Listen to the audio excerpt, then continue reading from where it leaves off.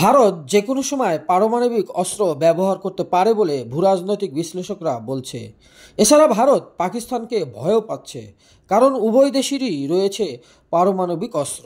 ভারত কেন পাকিস্তানকে এত ভয় পায় এবং শেষ পর্যন্ত ভারত পরমাণু অস্ত্র ব্যবহার করতে পারে কিনা তারও একটি বিশ্লেষণ দিয়েছে আন্তর্জাতিক বিশ্লেষকগণ। ভারত কেন পাকিস্তানকে ভয় পায় তার কয়েকটি কারণ তারা উল্লেখ করেছে। দীর্ঘদিনের শত্রুতা ও সংঘাত।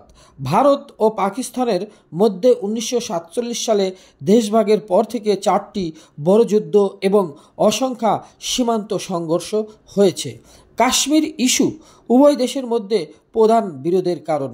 এই দীর্ঘস্থায়ী শত্রুতা ও সংঘাতের ইতিহাসের উভয় দেশকে অপরের প্রতি সন্দিহান করে তুলছে।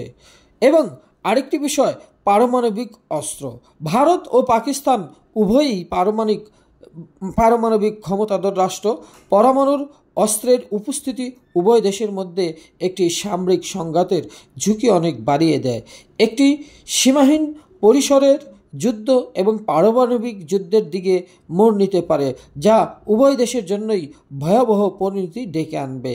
সামরিক সক্ষমতা। পাকিস্তানের সামরিক বাহিনীও যথেষ্ট শক্তিশালী এবং তাদের উন্নত সামরিক সরঞ্জাম রয়েছে, প্রশিক্ষণ রয়েছে। এবং যদি ভারত সামরিক শক্তি পাকিস্তান শক্তির সাথে লেগে যায়, তবুও পাকিস্তানের সামরিক সক্ষমতাকে ভারত উপেক্ষা করতে পারবে না।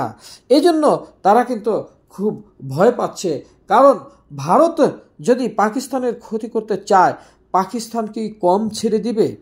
এবং পারমাণবিক অস্ত্রের দিক দিয়ে তারাও কোনো অংশে কম নয়, রাজনৈতিক বিশ্লেষকগণ বলছে।